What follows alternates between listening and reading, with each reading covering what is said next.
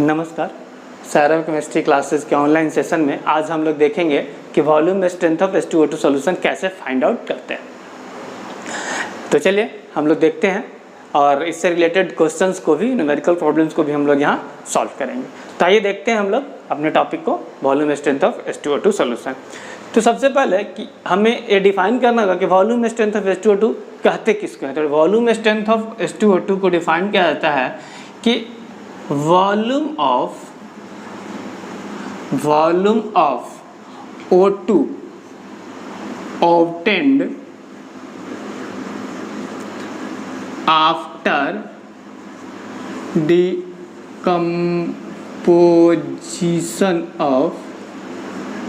decomposition of one volume of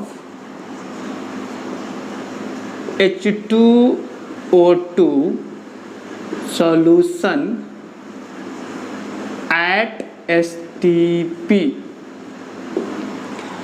मतलब साफ है, वॉल्यूम स्ट्रेंथ ऑफ H2O2 का मतलब हुआ कि H2O2 का वॉल्यूम स्ट्रेंथ ऐसे डिफाइन करते हैं कि वन वॉल्यूम ऑफ H2O2 से STP पे जितना ऑक्सीजन डिकम्पोज होने के बाद मिलेगा उसको हम लोग वॉल्यूम स्ट्रेंथ ऑफ H2O2 कहते हैं।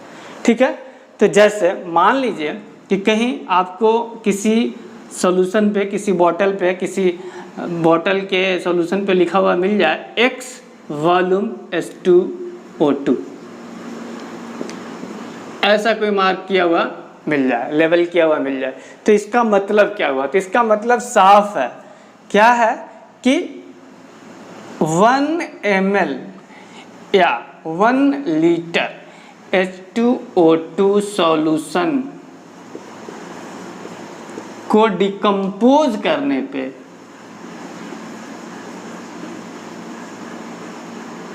STP पे हमें X ml या X लीटर O2 मिलेगा। अब X ml या X लीटर लिखने का क्या मतलब है? तो देखिए, अगर H2O2 का सॉल्यूशन 1 ml लीजिएगा तो O2 X ml मिलेगा। अगर H2O2 का सॉल्यूशन 1 लीटर लीजिएगा तो O2 X लीटर मिलेगा। मतलब क्लियर है, अगर सॉल्यूशन जो H2O2 का लेंगे वो जिस यूनिट में लेंगे उसी यूनिट में हमको O2 मिलेगा। क्लियर है इतना? ये तो डेफिनेशन हुआ। इससे हम लोग सॉल्यूशन H2O2 सॉल्यूशन का स्ट्रेंथ कैसे निकालेंगे, मेन तो हमारा प्रॉब्लम यही है और हमको कहीं भी एग्जाम्स में यही आएगा। तो जैसे चलिए इसको हम लोग समझते हैं। जैसे मान लीजिए कि X का ही एग्जाम्पल हम लोग लेकर के चलते हैं। किसी सॉल्यूशन के H2O2 के सॉल्यूशन के बॉटल पे लेवल्ड है X वॉल्यूम H2O2। अब इसका स्ट्रेंथ निकालना है। स्ट्रेंथ निकालने का मतलब है सॉल्यूशन का स्ट्रेंथ हम लोग नॉर्मलिटी, मोलरिटी वगैरह के टर्म्स में निकालते हैं। तो हम लोग इसका सॉल्यूशन, इस सॉल्यूशन का हम स्ट्रेंथ निकालना चाह रहे हैं नॉर्मलिटी और मोलरिटी के फॉर्म में। कहीं भी आपसे यही पूछा जाता है H2O2 लेवल्ड है तो उसका मोलरिटी क्या होगा, नॉर्मलिटी क्या होगा। चलिए हम लोग देखते हैं कि क्या मतलब हुआ और कैसे इसका नॉर्मलिटी और मोलरिटी फाइंड आउट करते हैं। तो डेफिनेशन से क्लियर है कि मतलब है कि 1 हम लोग लीटर लेकर के चलते हैं, तो 1 लीटर H2O2 सॉल्यूशन डिकम्पोज करेगा तो X लीटर O2 मिलेगा हमको एट STP। ये तो डेफिनेशन यही है, इसका डिफाइन इस तरह से किया गया है। ठीक है, अब हम लोग जानते हैं कि H2O2 कुछ इस तरह से डिकम्पोज करता है, H2O प्लस O2। अब इसको बैलेंस कर लीजिए, तो यहाँ 2 से मल्टीप्लाई कर दीजिए, यहाँ 2 से मल्टीप्लाई कीजिए, देखिए बैलेंस इक्वेशन है। तो इसका मतलब साफ है कि 2 मोल H2O2 से 1 मोल O2 मिल रहा है आपको। ठीक है, और ये भी हमको पता है कि STP पे किसी भी गैस के 1 मोल का वॉल्यूम कितना होता है, 22.4 लीटर। लिख दे तो कोई दिक्कत, एकदम से दिक्कत नहीं होना चाहिए। ठीक है, अब देखिए यहाँ से क्लियर है कि 2 मोल से 22.4 लीटर O2 मिल रहा है, तो इक्विवेलेंट है, इससे मिल रहा है। तो अगर हम 1 मोल से देखें तो क्या हो जाएगा 22.4/2, दैट मीन्स कि 11.2 लीटर मिलेगा एट STP। क्लियर है? अब देखिए, ये तो हुआ H2O2 के डिकम्पोजिशन का कहानी, लेकिन हमारे पास क्या है, x भी अगर H2O2 कहीं लिखा हुआ है, अगर हमको कहीं x भी H2O2 मार्क किया हुआ मिल रहा है, किसी सॉल्यूशन को लेवल किया हुआ है x वॉल्यूम H2O2, इसका मतलब क्या है कि 1 लीटर H2O2 सॉल्यूशन में x लीटर O2 मिल रहा है। ठीक है, तो देखिए यहाँ H2O2 जब डिकम्पोज करता है तो 1 मोल से 11.2 लीटर O2 मिलता है। तो अब देखिए यहाँ से समझिएगा, थोड़ा यहाँ समझना है क्या है कि हम अगर इसको ऐसे लिख देखिएगा 11.2 लीटर O2 इक्विवेलेंट टू 1 मोल। ठीक है, 1 मोल H2O2 सॉल्यूशन के इक्विवेलेंट है। तो क्या 1 litre O2 equivalent to 1/11.2 mole H2O2।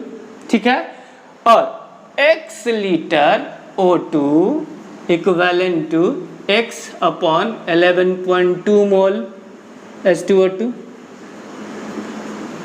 Clear है या नहीं है? तो मतलब क्लियर हो गया, क्या क्लियर हो गया कि x वॉल्यूम H2O2 अगर कहीं लिखा हुआ है, देखिए अब यहाँ से ये बात क्लियर हो गई, यहाँ तक मिटा देते हैं। यहाँ से ये बात क्लियर हो गई कि अगर कहीं पे x वॉल्यूम H2O2 लिखा हुआ है, इसका मतलब है कि x/11.2 मोल H2O2 है इन 1 लीटर।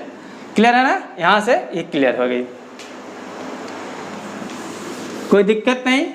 अब देखिए x, देखिए समझिएगा आप यहाँ, अब हमको निकालना है मोलरिटी ऑफ H2O2। ठीक है, तो मोलरिटी ऑफ H2O2 क्या होगा ना, moles of H2O2 divide by volume of H2O2। देखिए मोल्स ऑफ H2O2 कितना है, x/11.2, और वॉल्यूम कितना है 1 लीटर। तो क्या यही मोलरिटी हो गया? तो मतलब molarity of H2O2 is equal to x/11.2। Fine, समझ में आ रहा है? ठीक है, गुड। अब इसको हम क्या करें, x को हम लिख दें वॉल्यूम स्ट्रेंथ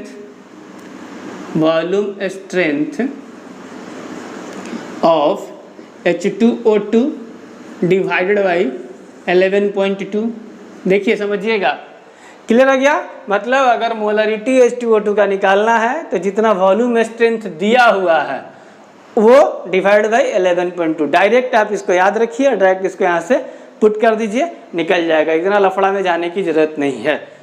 वो तो आपको मैंने प्रोसेस बताया कि कैसे ये आता है, कैसे फाइंड आउट करेंगे कि एक मोलरिटी ऑफ H2O2 इतना ही होता है। उसी तरह से नॉर्मलिटी अगर निकालना है तो अब तो क्लियर हो गया कि वॉल्यूम स्ट्रेंथ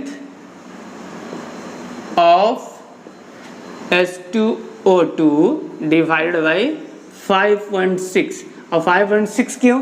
क्योंकि n फैक्टर जो होता है H2O2 का 2 होता है। ये इस पे मेरा एक वीडियो है n फैक्टर निकालने का और नॉर्मलिटी और मोलरिटी निकालने का, तो अगर आपको दिक्कत होगा तो मैं उसका लिंक दे दूंगा, आप उससे इसको कंफर्म कर लीजिएगा। तो देखिए हमारे पास अब 2 फार्मूला मिल चुका है नॉर्मलिटी और मोलरिटी का, H2O2 के नॉर्मलिटी और मोलरिटी को फाइंड आउट करने का in terms of volume strength. तो अब हम क्या करेंगे, अब तो हमको कुछ करना ही नहीं है, बस 2 फार्मूला याद रखना है। यहाँ से कैसे होता है वो समझने के लिए मैंने बता दिया, और आप अब सीधे सीधे 2 फार्मूला याद रखिए। अगर मोलरिटी निकालना है H2O2 का तो सीधा सीधा है कि वॉल्यूम स्ट्रेंथ डिवाइडेड बाई 11.2, और अगर नॉर्मलिटी निकालना है तो वॉल्यूम स्ट्रेंथ डिवाइडेड बाई 5.6। बस इतनी ही सी बात है। और अगर इतना ध्यान रखें तो हम लोग इससे रिलेटेड जितने भी प्रॉब्लम, और IIT को इससे क्वेश्चन सेट करने में मज़ा आता है, क्योंकि बहुत बार IIT ने इससे रिलेटेड क्वेश्चन सेट किया है तो इसको आप ध्यान रखिए, सारे क्वेश्चंस बनेंगे। चलिए आपके कन्वीनियंट के लिए हम कुछ क्वेश्चंस को भी ले लेते हैं। जैसे मान लीजिए एक क्वेश्चन है कि वॉल्यूम स्ट्रेंथ ऑफ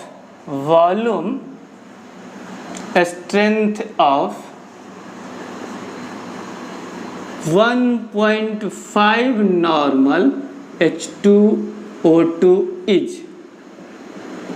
अब देखिए कितना इजी है, क्वेश्चन में पूछ रहा है कि volume strength of 1.5 normal H2O2 is, तो आपको 1.5 नॉर्मल H2O2 का वॉल्यूम स्ट्रेंथ निकालना है। तो देखिए सीधा सीधा है, हम लोग यहाँ से क्या करें कि सीधा सा फार्मूला यूज कर लें, नॉर्मलिटी इक्वल टू क्या है, volume strength divided by 5.6। Normality दिया हुआ है, वॉल्यूम स्ट्रेंथ पूछ रहा है, नॉर्मलिटी के जगह पर रख दीजिए 1.5 और इनटू ये आ जाएगा इधर 5.6 is equal to volume strength. यही ना पूछ रहा था, तो कितना हो जाएगा 5.6 इंटू ये 2.8, 8.4, लगभग 8.4 हो जाएगा। देख लीजिएगा कैलकुलेट करके, यही होना चाहिए। तो वॉल्यूम स्ट्रेंथ इसका निकल गया 8.4। देखिए कितना इजी क्वेश्चन था, कोई दिक्कत, मेरे समझ से कोई दिक्कत नहीं हुआ होगा आपको। इसी तरह का क्वेश्चन आता है और कुछ खास नहीं, सिर्फ आपको याद रखना होगा ये इन दो फार्मूलाज को। अब देखिए जैसे मान फिर से क्वेश्चन देखिए क्वेश्चन क्या कह रहा है, बहुत ही अच्छा क्वेश्चन है। कह रहा है कि 20 ml of a sample of H2O2 gives 400 ml of oxygen measured eight STP। मतलब STP पे मेजरमेंट हो रहा है, तो 20 ml H2O2 400 ml ऑक्सीजन दे रहा है। तो उस सैंपल पे लेवल्ड क्या होगा, उसकी लेवलिंग क्या की होगी। तो देखिए ऐसे समझते हैं, अब याद कीजिए हमने लिखा था XVH2O2 अगर लेवल्ड है, इसका मतलब क्या था, इसका मतलब साफ था कि अगर लीटर में ले तो लीटर में, या ml में ले तो ml में, तो ml में दिया हुआ तो ml में लेते हैं। इसका मतलब साफ था कि XmlO2 मिलता था STP पे, ठीक है, कितना, तो 1 ml ऑफ H2O2 से। बात समझ में आ रहा है। अब देखिए ये क्या कर रहा है कि 20 ml of sample of H2O2 means यहाँ है 20 ml ऑफ H2O2 सैंपल दिया हुआ है, और कह रहा है कि उससे STP पे इसको कितना मिल रहा है वॉल्यूम, तो 400 ml। तो मतलब 400 ml O2 मिल रहा है, तो उस पर कितना लेवल्ड किया हुआ होगा, ठीक है। तो क्लियर है कि 1 ml से जितना मिलता है उतना उस पर लेवल किया हुआ होता है।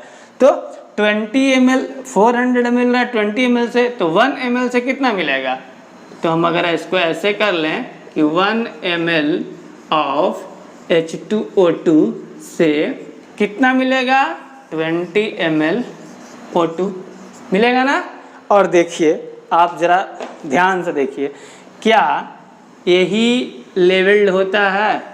देखिए तो अगर X लेवलिंग है इस पे, तो इसका मतलब क्या है, X ml O2 1 ml H2O2 से। तो देखिए 20 ml O2 1 ml H2O2 से, तो उसकी लेवलिंग क्या होगी, तो लेवलिंग होगी उसकी 20 वॉल्यूम H2O2। समझ में आई, बहुत ही बढ़िया क्वेश्चन था, ठीक है। तो इसी टाइप का क्वेश्चन आता है, और आप विश्वास कीजिए इससे ज़्यादा कुछ आने वाला नहीं है, इंजीनियरिंग हो मेडिकल हो। तो चलिए एक और क्वेश्चन देख लेते हैं हम लोग। देखिए अगर ये दो फार्मूला याद हो तो इससे रिलेटेड क्वेश्चन बन जाएंगे, आएंगे तो, या जो डायरेक्ट डेफिनेशन से रिलेटेड क्वेश्चन जो हम अभी कर रहे हैं वो आएंगे तो भी बन जाएंगे। जैसे चलिए एक और क्वेश्चन हम लोग देख लेते हैं। यहाँ पे वीडियो को पॉज कर दीजिए और आप खुद से ट्राई कीजिए बनाने का। अगर आपसे बन गया तो देखने की जरूरत ही नहीं है, इसको स्किप कर दीजिए, और अगर नहीं बना तो हम जो सॉल्यूशन दे रहे हैं उसको देखिएगा। लेकिन पहले आप इसको पॉज कीजिए और बनाइए, पॉज करके, क्योंकि मुझे पता है कि अगर आपने ध्यान से सुना होगा तो क्वेश्चन आपसे जरूर बन जाएगा। तब तक मैं सॉल्व करता हूँ। तो देखिए इसको करना क्या है, What volume of oxygen at NTP is obtained from 10 ml of 10V H2O2? कितना बढ़िया क्वेश्चन दे रखा है। 10 ml है 10 वॉल्यूम H2O2। देखिए आपके सॉल्यूशन वाले डब्बे पे, सॉल्यूशन वाले बॉटल पे मार्क किया हुआ है 10 वॉल्यूम H2O2 और वो कितना है 10 ml है। ठीक है, तो क्वेश्चन क्या है, what volume of oxygen at NTP is obtained, कितना ऑक्सीजन NTP पे मिलेगा। तो सिंपल सी बात है, देखिए 10 वॉल्यूम H2O2 अगर लेवल्ड है, इसका मतलब है कि 1 ml से 10 ml O2 मिल रहा है STP पे। ठीक है, और आपके पास कितना है H2O2 सॉल्यूशन 10 ml है, तो 1 ml से 10 ml मिल रहा है, तो 10 ml रहेगा तो इससे कितना मिलेगा भाई 100 ml। हो गया आंसर, 100 ml आंसर हो जाएगा इसका। तो बात समझ में आ रही है या नहीं आ रही है, क्लियर है। कुछ नहीं करना है, बस थोड़ा सा जो भी डेफिनेशन है उसको समझना है और उसके बाद थोड़ा सा कैलकुलेशन, और कैलकुलेशन भी इतना इजी। और इसी तरह के क्वेश्चंस आते हैं, आप उठा के देखिएगा, इसमें से एक क्वेश्चन तो IIT में आया हुआ है जो हम लोग कर चुके हैं।